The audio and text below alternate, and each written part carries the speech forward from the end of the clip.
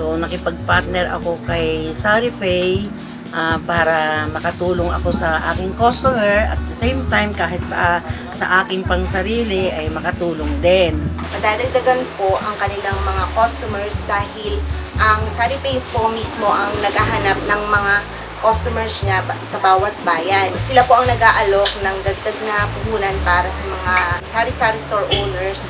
Para sa akin ay hassle-free kasi hindi ako yung naniningil. Si SariPay ang naniningil sa lahat ng mga customer ko na kasapi ng ilista. Compare po yan sa mga ibang mga payment na platforms, yan po ay wala po kayong magiging charge pagka po yan ay transfer sa bank nyo.